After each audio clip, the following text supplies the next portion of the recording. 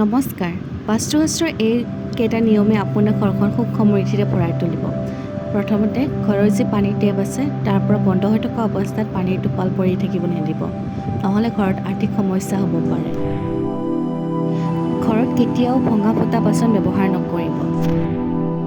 ছাদৰ ওপৰত ৰখা টেংকি কেতিয়াও লিকেজ হ'ব নালাগে। ইয়াৰ ফলত ঘৰত নকাৰাত্মক শক্তি প্ৰৱেশ কৰে।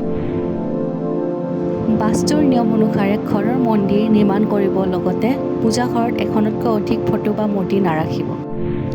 আলমাৰী বা লকাৰত এখন হালধীয়া কাপোৰত হালধিৰ টুকুৰা আৰু চাউল হালধিৰে সানি বান্ধি থ'ব। ইয়াৰ ফলত ঘৰত ধন বৃদ্ধি হয়। প্ৰত্যেক দিনা ঘৰত পুৱা গধূলি কৰ্পূৰ আৰু ধূনা নিশ্চয়কৈ জ্বলাব। এনে কৰিলে ঘৰত সকাৰাত্মক শক্তি প্ৰৱেশ কৰে। ঘৰত কেতিয়াও মকৰাৰ জাল হ'ব নিদিব। কেতিয়াও ব্ৰহ্ম মুহূৰ্ত বা সন্ধিয়াৰ সময়ত ঝাৰু নলগাব আৰু ঝাৰু তাৰক সদায় এনেকুৱা এটা ঠাইত ৰাখিব যাতে যিকোনো আলহী অতিথি আহিলে দেখা নাপায়। লগতে ঝাৰু কেতিয়াও বিচনাৰ তলত নাৰাখিব। ফটা বিচনা চাদৰ, ফটা পৰ্দা নহ'লে ফটা গাৰু কেতিয়াও ব্যৱহাৰ নকৰিব। ঘৰৰ দেৱালবোৰ বা ছাদবোৰত কেতিয়াও ফাট মেলিব নিদিব। যদি এনেকুৱা হয়, আপুনি অতি শীঘ্ৰে ফাটবোৰ মেৰামতি কৰক। ঘৰৰ দেৱাল ফাট মেলা অশুভ বুলি কোৱা হয়।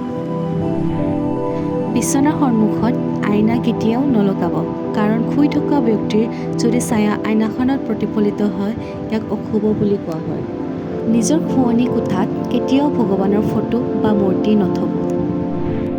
বিচনা কেতিয়াও সম্পূৰ্ণ লোহাৰ হ'ব নালাগে।